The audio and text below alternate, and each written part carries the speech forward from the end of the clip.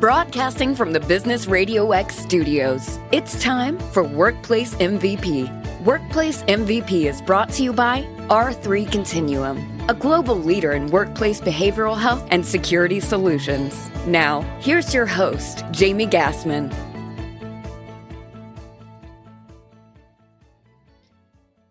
Hi, everyone. Your host, Jamie Gassman here, and welcome to this episode of Workplace MVP. Navigating the various leaves of absence cases and laws can be complicated under normal circumstances. Well, over the last year and a half, employers have had to navigate anything but normal. In fact, the leave laws continue to change regularly, making it complex and difficult for HR leaders to stay current and knowledgeable across all the various state and federal leave laws. Combine that with helping your employees to understand what is available to them and what they need to provide to be eligible. And along with the navigation of supporting the daily needs of the workplace, HR leaders and business leaders have a lot to navigate. So how do they find a solution that helps to ease the complexity and challenges with leaves of absence? And how can they stay current and on top of the constantly changing laws? And what are some best practice approaches to creating a seamless process in your organization? Well, joining us today to share their experience, both as an HR leader navigating the complexity of the leaves and as a solution provider, what they have seen work and not work, are workplace MVPs, Stephanie Savoy, Senior Human Resources Manager for American Renal Associates, and Geoff Simpson, Vice President of Sales and Marketing for Presagia. Welcome to the show, Stephanie and Geoff. Thank you so much. Happy to be here. So let's start out with our first workplace MVP, Stephanie Savoy, Senior Human Resources Manager for American Renal Associates. Now, you mentioned on a previous call that you sort of fell into your HR career. Can you share with our audience your journey that you've taken with your career to this point? I did, yeah. So I think like most HR professionals, I definitely did fall into the HR world. I started my working career as a front desk receptionist at just a biomedical research institute in Cambridge, Mass. I may have smelled at the right person. I landed up at MIT as an AA to an HR director and expanded my HR knowledge there over about 8 years. Until the traffic into the city got a little bit too much for me. That's when I found American Renal, and I've been here for about 5 years now. Wonderful. Must have been one heck of a smile. So tell us a little bit about what does American Renal Associates do and how big is the employee base, and just kind of any details you'd like to share about kind of what you navigate on a daily basis with that organization. Yeah, absolutely. So American Renal is a provider of outpatient services for dialysis. We serve close to 17,000 patients with end-stage renal disease. And we have about 4,500 employees. We have 240 clinics across the country. We are in 27 different states, including District of Columbia. So our employee base is really varied. So we have California, super employee friendly, Texas, South Carolina, Massachusetts. We are all over the place. So we definitely have to be flexible and be on our toes constantly. Yeah, absolutely. It sounds like, especially when you're navigating all those different states and having to be aware of, what their rules are and their laws. So in taking your role at American Renal Associates, what was the leave of absence management process like when you first came into the position?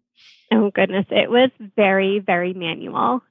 Looking back, we had multiple Word document templates for our eligibility and designation notices. So that was for each and every leave situation you can imagine. We had to make sure we picked the right one. If there was any updates, we had to manually update all of our letters. So that was very time consuming. In addition to that, in order to track our leaves, we had an Excel spreadsheet, which over the years just grew to be giant and unruly. We just kept adding tabs for each year as each year went by.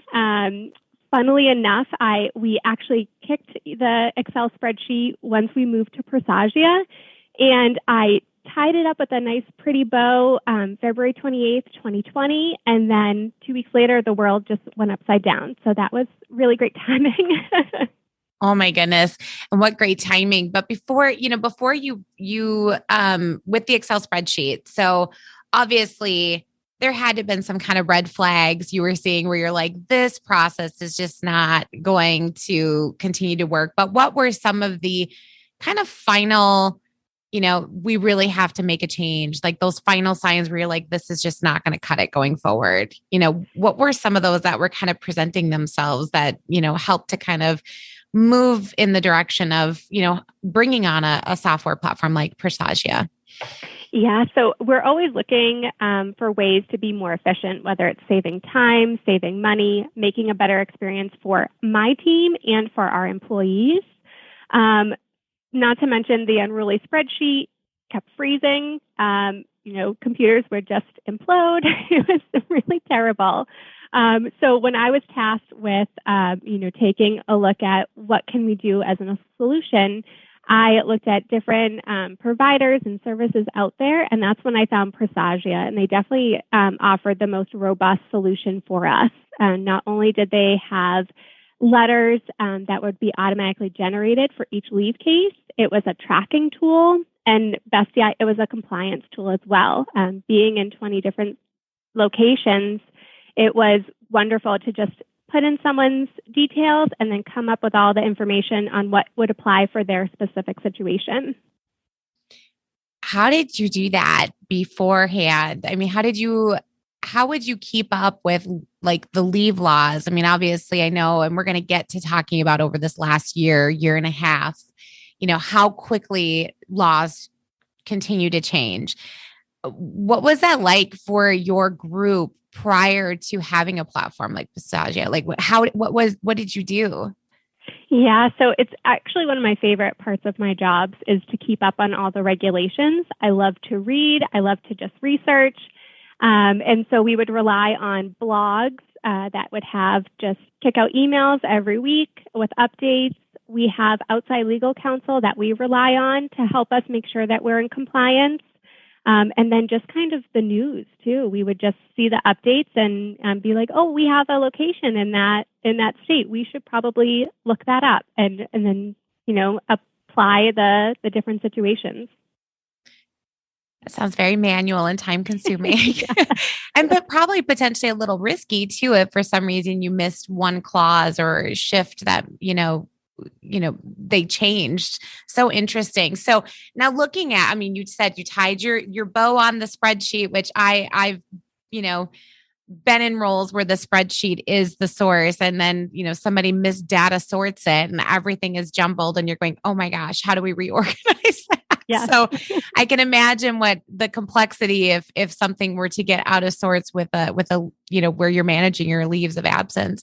So looking at the last year, you brought on Presagia right at the right time, because obviously March is where a lot of organizations experience various levels of different types of leaves, but also just changes in HR in general with, remote work and things of that nature. So talk to me about what were your leave volumes, what have they been like, and did you experience a change within your organization? Because I know you mentioned before you have frontline workers, so people who would have been still, accessible to the public during the last year and a half. And then you have probably some that are in a remote setting because they're more kind of office working. So talk to me a little bit about the dynamics of what it was like going through the last year, and what kind of experience did you have with your volumes of leave?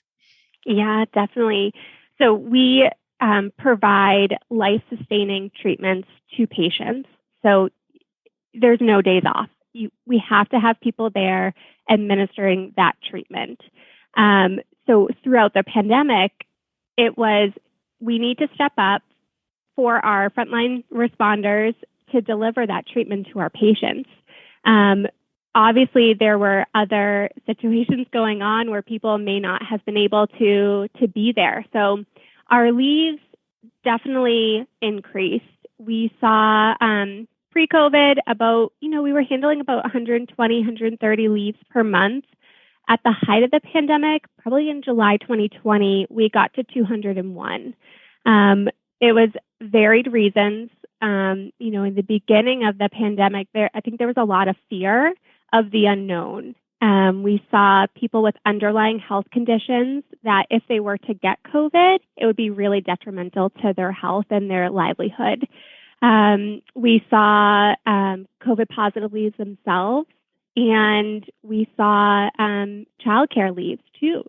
Staff who maybe their children's daycares had closed or their children's school went remote and they had to be there to ensure that they logged in and got their education.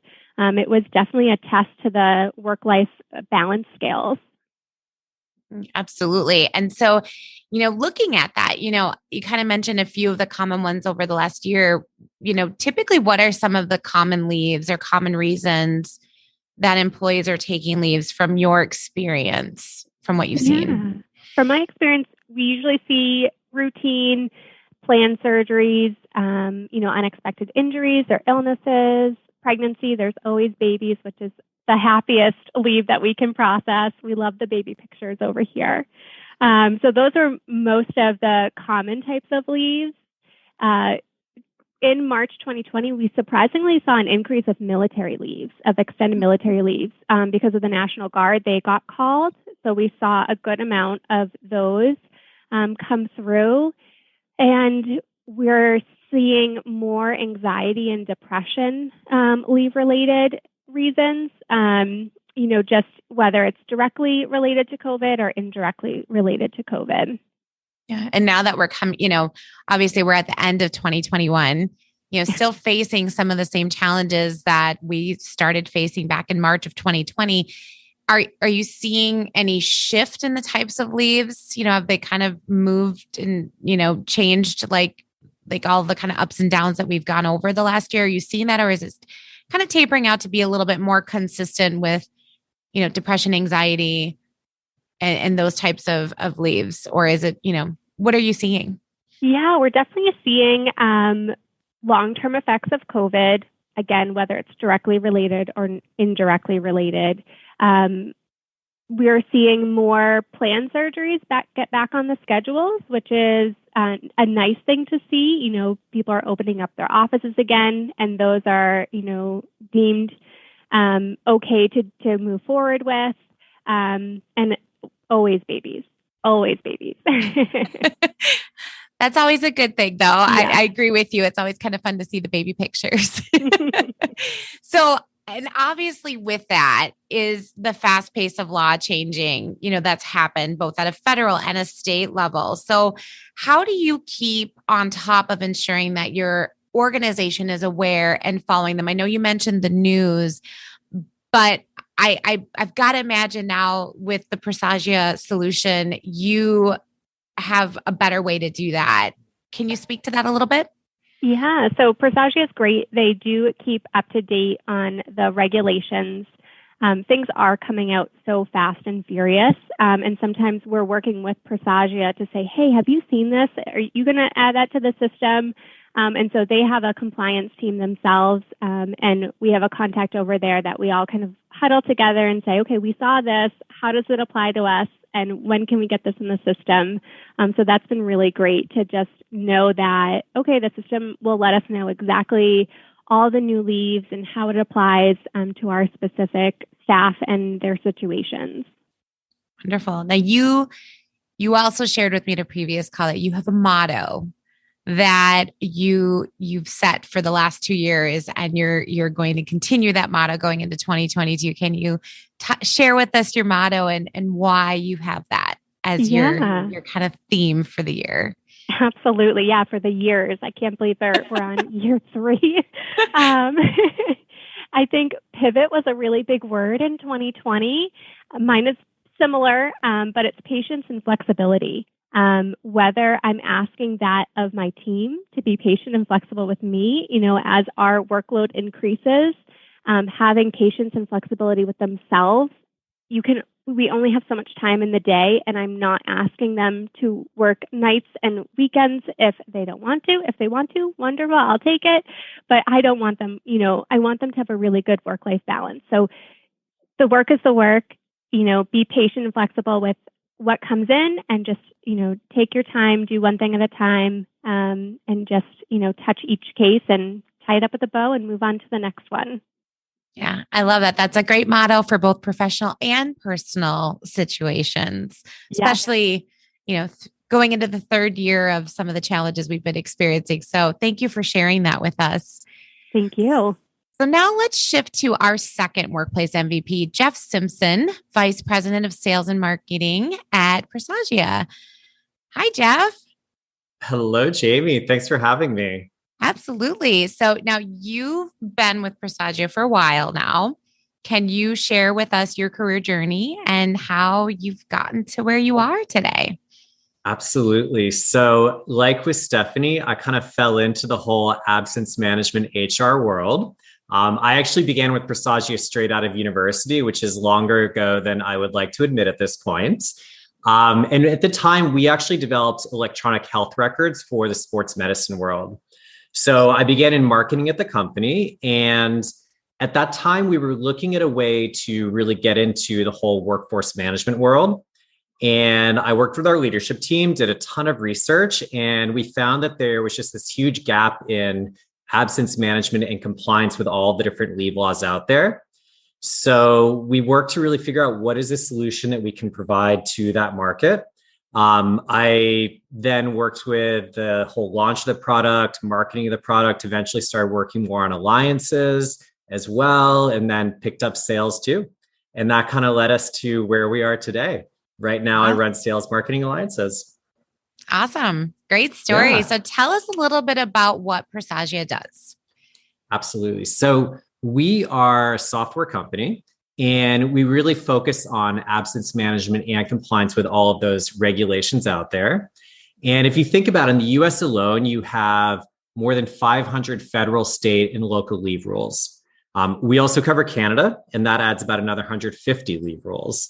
So there's a lot out there. And what we did is we actually built a leave rules engine that contains all of those rules. And we did that in partnership with a large employment law firm who really helped us initially look at all the laws across the country and then figure out how do you translate those laws into technology and create solutions that really employers can use.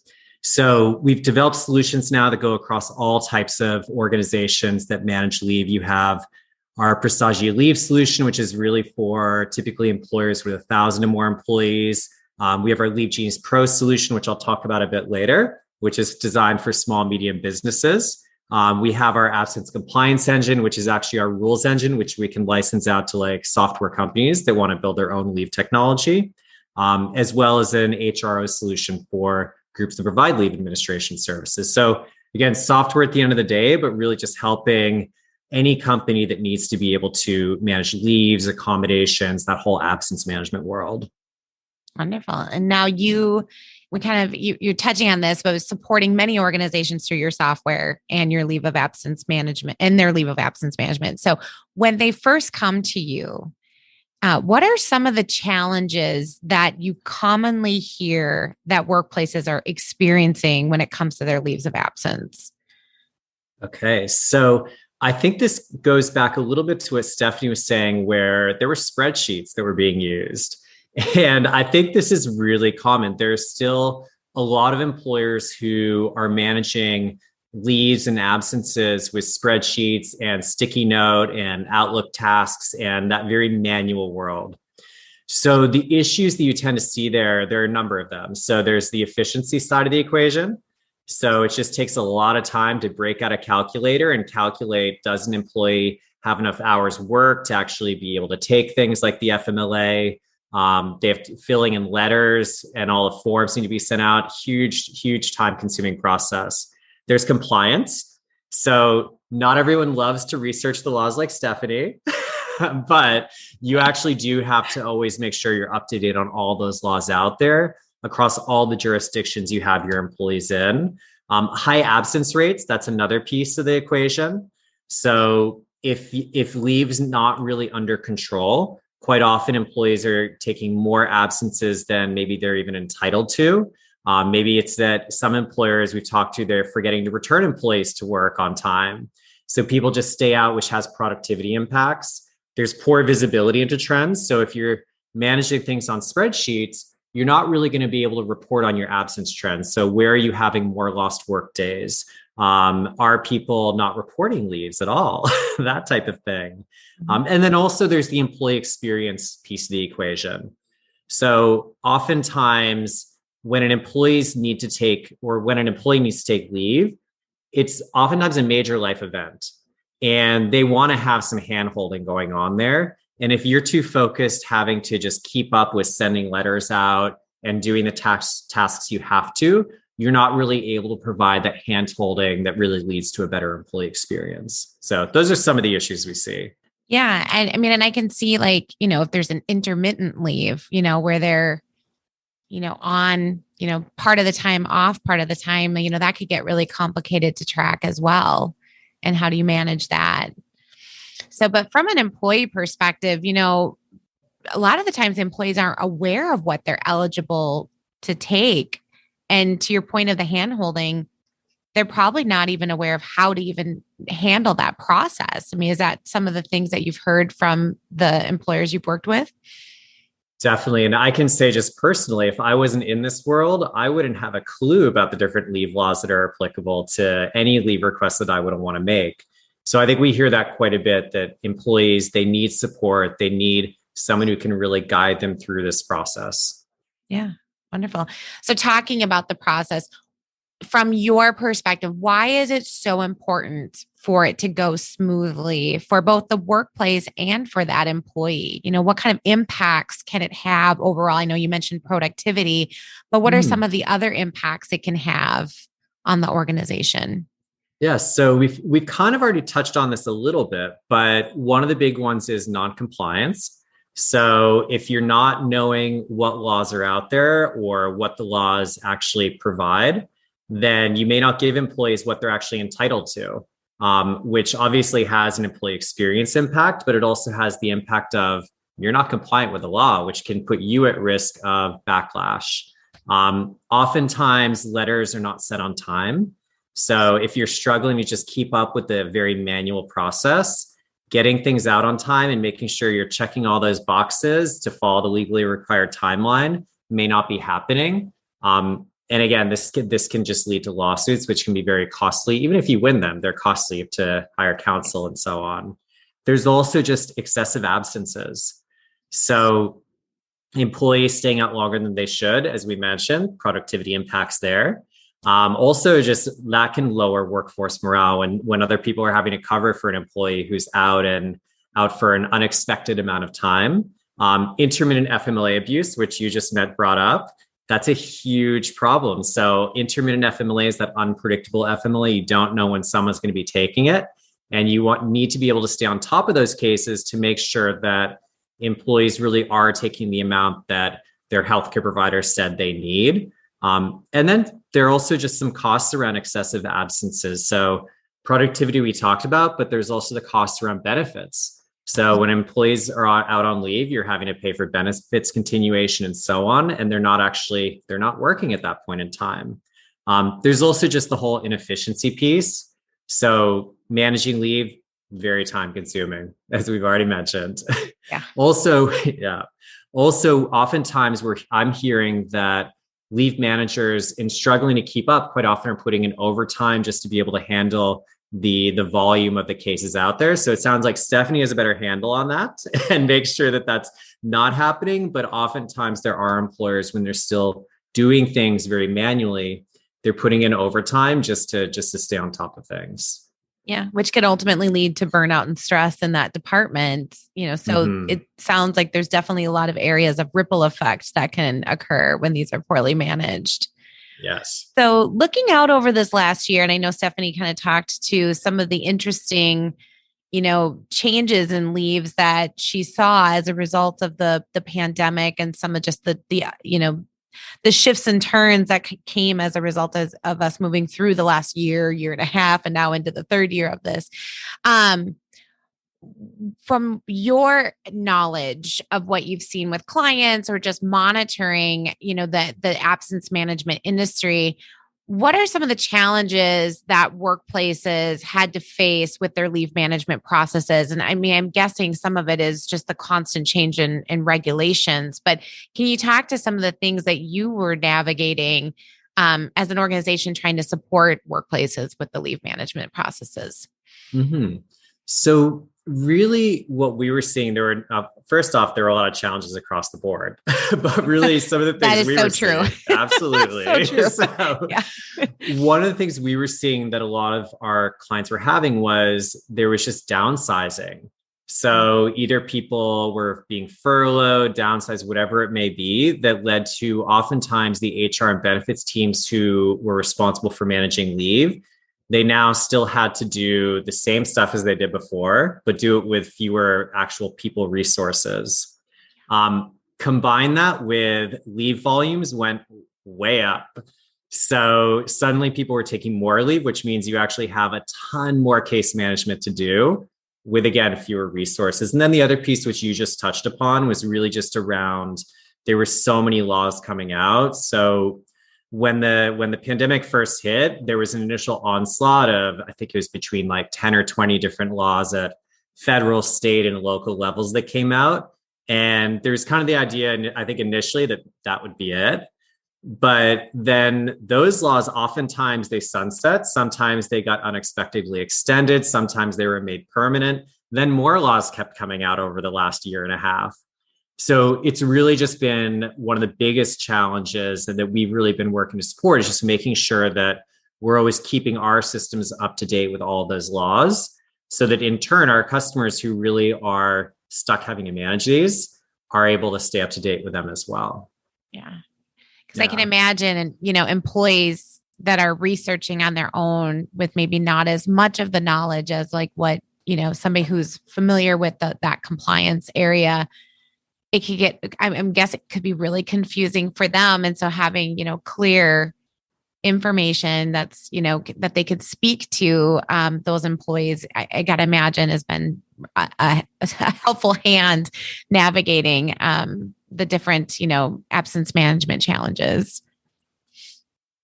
So looking at your organization, you just launched an updated version of a software that supports small to mid-sized businesses. So can you talk a little bit about that and share some information around what that is and how it was created and anything else you want to share on that? I can. So this is actually a really interesting one. So I mentioned Leave Genius Pro a little bit earlier. This is the new product that we launched. And what it comes out of is we recognize that small, medium businesses, so groups that really have under 1,000 employees or so, they really didn't have any absence compliance solution that was available to them. Oftentimes, they're too small to be able to afford to outsource. And then they're also too small to be able to really afford the enterprise solutions that we've seen on the market. So and that's largely just comes down to cost and the resources available. So enterprise solutions, because they're very complex, there are system integrations that go on, their full implementations go on. There's a cost associated with that. There's also a requirement to bring in things like IT resources, potentially legal resources, and others to really be able to implement these solutions. So the question for us became, how do you provide really a complex compliance solution to groups that can't actually afford a comprehensive software platform? It's not so easy. So we have our rules engine. And what we did was we worked to build an incredibly easy to use web app called Leave Genius Pro. It's designed to work on all devices. So your computer, your phone, your tablet, whatever you want to use it on. And what we saw was with the small and medium business world, they need to comply with the regulations, but due to their size, they're not going to have the same volume of leave cases that a larger employer is going to have. So their main concern is around compliance versus when you're talking about a larger employer, the concerns are going to be compliance as well as gaining efficiencies to be able to just keep up with all the cases. So what we could do is we could create a tool where you remove some of the more costly items like system integrations, system training, and all of those things, and just package it up in a really easy to use system that has the basics of leave administration, but also access to the entire leave rules engine. And then we were able to basically get the price point down to $1,000 a year. So it's something where, quite frankly, my cell phone bill is more in a given year. So it's something that really those small, medium businesses can actually afford and really get that compliance support that they need. Yeah. I mean, honestly, if you think of $1,000 a year compared to a lawsuit for not complying with one of the laws, you're really, it's an investment into kind of risk management in a way, just in some degree. So, yeah. But I mean, and I got to imagine, just a thought came to me thinking about, as workplaces continue to change the work environment going forward, and we have more and more of this hybrid or more and more of this remote type setting, and you have employees who now can work really from anywhere. So employers that maybe were used to, all of my employees are in one office location in this particular state, that's all I have to navigate, are now being, having to kind of rethink that and realize that they need to stay compliant when they have a remote worker in a different state. Would that be correct? It really is going to depend a bit. In some cases, yes. In some cases, no. So this is a thing where every employer should really talk to their legal counsel and see how they want to interpret it. Because oftentimes the consensus will be that it's the office that the employee reports back to that is going to be essentially where the laws are applied from. But sometimes that varies. So it's really about talk to legal counsel and make sure you're covered on that. Yeah, absolutely. And then circle back to Presagia to get a platform that helps you to manage it if you are needing to be in compliance. Definitely. So what are, from your perspective, what are some of the benefits to leveraging a leave management platform? So these are things that we've touched upon a bit already, but it really comes down to compliance, just efficiency and time savings. So trying to process those letters faster, do those calculations faster, have the system track entitlement usage, alert you when things are coming due or when things like entitlement exhaustion happen. Control over absence is a big one. That visibility into your trends and risks. So being able to say in Division A, I'm seeing a spike in lost work days over the past year. And things like that. And then just, again, the improved employee experience is another huge benefit. Great. So looking at the work that Presagia does and what you do for the company, what would you say you are most proud of? Okay, that's a good question. So I would say what I've been most proud of is really listening to employers and working with them to find solutions to their complex problems. And it's really been about just throughout my career, I've been working with them to really try and understand their challenges and identify solutions. And then going a step further, what I'm proud of as more a company is that we've really worked to constantly innovate and take all of these different challenges that employers are seeing in the market and really create solutions that are going to help make their lives easier through just being able to better manage absences and comply with all those laws out there. Wonderful. Always good to hear what people are most proud of. That's a fun question to ask. At this point, we're going to hear from our show sponsor. So Workplace MVP is sponsored by R3 Continuum. And R3 Continuum is a global leader in providing expert, reliable, responsive, and tailored behavioral health, disruption, and violence solutions to promote workplace well-being and performance in the face of an ever-changing and often unpredictable world. You can learn more about how R3 Continuum can tailor a solution for your organization's unique challenges by visiting r3c.com today. So now I'm going to bring both of our guests back back for some questions and have a little conversation around this topic a little further. So in your opinion, what would be some of the telltale signs that it's time for an organization to look into a resource for managing their leaves? Geoff, let's get that perspective from you first. Okay, well, I'm probably a little biased here being the software guy, but I'm going to say everyone needs a solution for managing their leaves. But going a step further, if you're still managing leaves manually, you really need to change and get a system in place. There are systems out there for all sizes of employers. The other thing that I oftentimes will see being on the software side of the equation is there will be companies that have outsourced their leaves. And what they will decide at some point is that they don't have enough control over the leave process and feel that their employees are unhappy with the experience they're receiving. So at that point in time, they want to look and see how can we actually bring this back in-house to really up that level of customer service to their employees. Then they start to look for technology. Great answer. And how about you, Stephanie? I know you touched on this a little bit when you were sharing your own personal story. But if you were going to provide kind of a checklist for other HR leaders like yourself, what would you say the telltale signs are? Yeah, I think we mentioned this before, missing deadlines, setting out those eligibility notices and designation notices. The regulations are very clear as to the deadlines that you have to do that by. So if you're missing deadlines, that's really not a red flag that you have to look into your process a bit further, but also turnover, burnout, and just taking advantage of your resources on your team. If somebody wants to free up their time to learn something else, in HR world, well, if there's a solution that can free them up, that's really wonderful. Yeah, absolutely. Gives them opportunity to continue to grow in their role and in the organization. That's great. A great tip to put on there.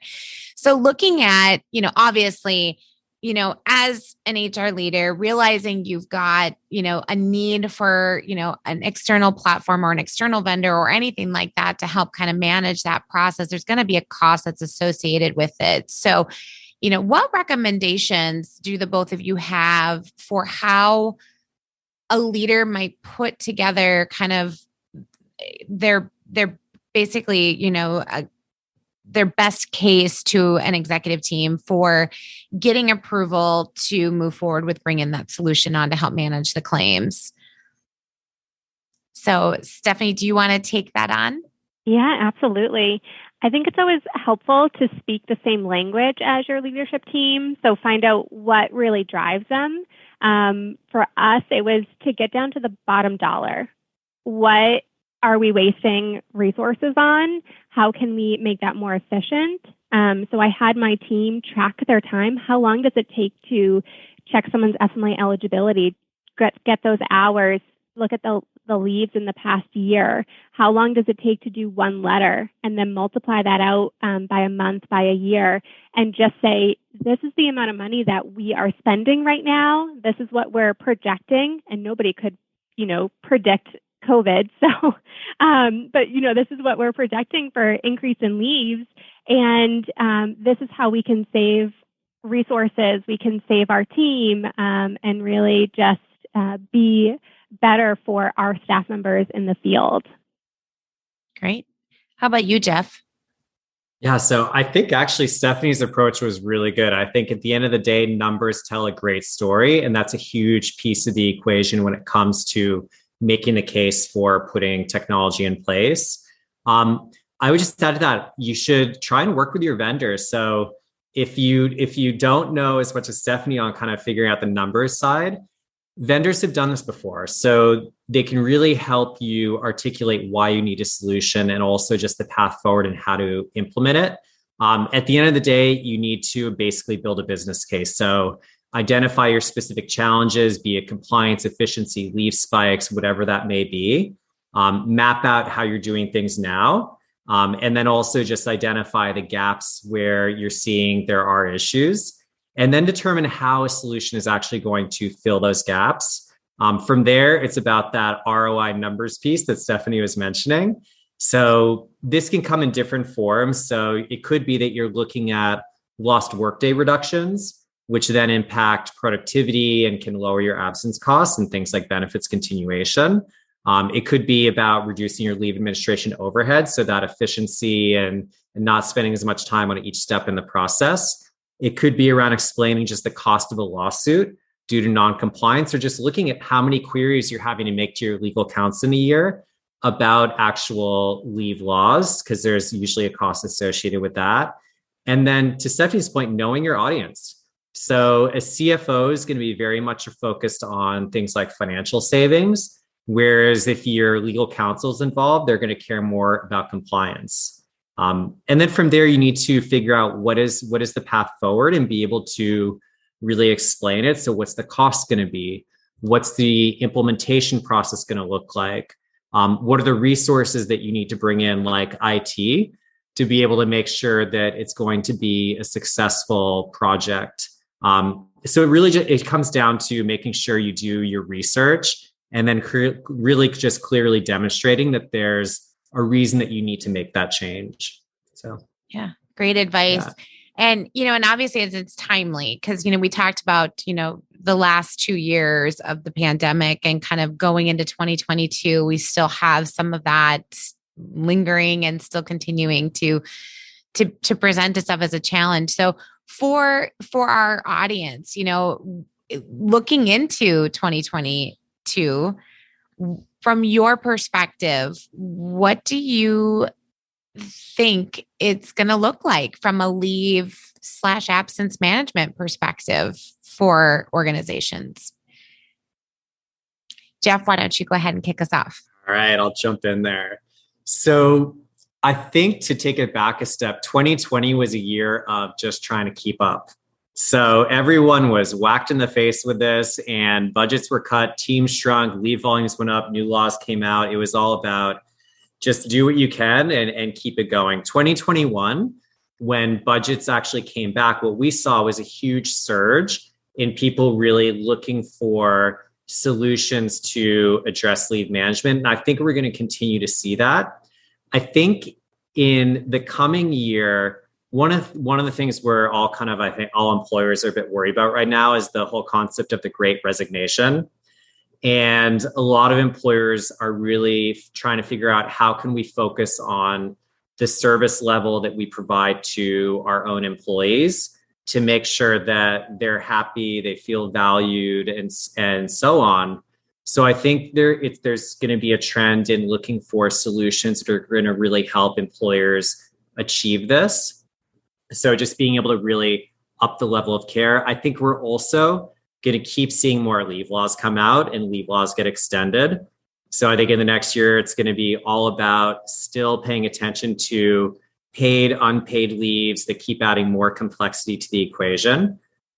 Vaccination laws, they're a little bit of a curveball. No one quite knows how to handle them just yet. But these are a piece where there are leave management impacts. There are also accommodation impacts. So I've heard many employers who are seeing accommodations pop up related to vaccinations, non-vaccinations, and so on. And the other piece that keeps being an ongoing trend is ADA accommodations. So as the law broadened, as the ADA, kind of the law and the term of the definition of disability broadened, and as employee awareness of the law has also grown, more and more there are requests for ADA accommodations, be it leaves or others. And I think that's going to continue, especially with the ongoing pandemic happening. We're going to see more and more accommodation that's going on. How about for you, Stephanie? What are some of the things you predict could 2022 would look like? Yeah, I echo everything Geoff said, but highlighting the accommodations. Definitely, I think staff members are more familiar with the accommodation process going through 2020, and they're more willing to speak up and say, hey, I need this to be able to do my job better. We're seeing increase in just accommodation requests, whether it's, work from home, medical marijuana. We're definitely seeing an increase to all of those. So we've actually just launched the accommodation module within Presagia, So we're looking forward to launching that, and definitely the vaccination as well, religious and medical accommodations, and tracking those and responding to those. So that's definitely going to be a hot topic for 2022. Very interesting. So if you could give any piece of advice to our listeners, what advice would you give? And Stephanie, we'll go ahead and start with you. Sure. So I have a saying up on my wall, you can't make everybody happy. You're not pizza. And I think that's really important to keep in mind is, as long as you treat people consistently and fairly and with respect, not everybody's going to like what you have to say.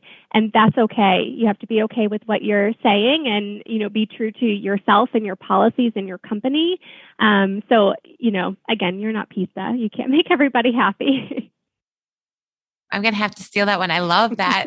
That's great. You have some great mottos. How about you, Geoff? I mean, as someone who had pizza for dinner last night, I can definitely attest to pizza. It really does make you happy.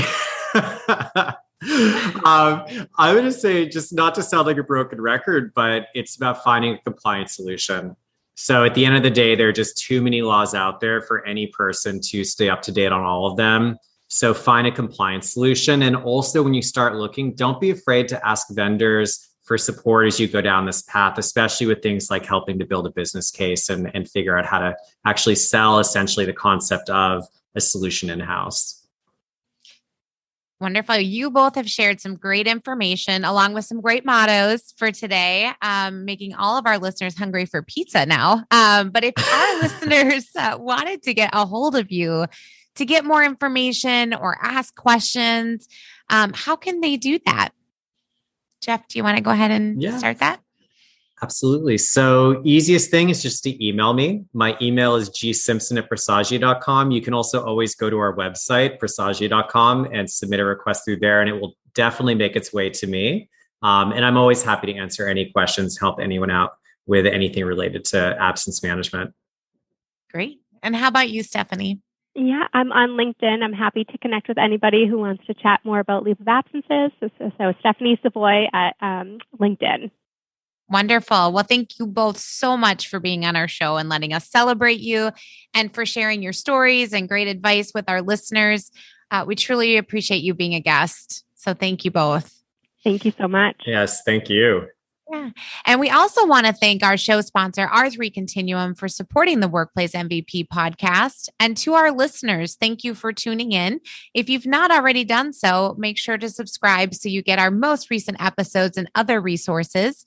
You can also follow our show on LinkedIn, Facebook, and Twitter at Workplace MVP.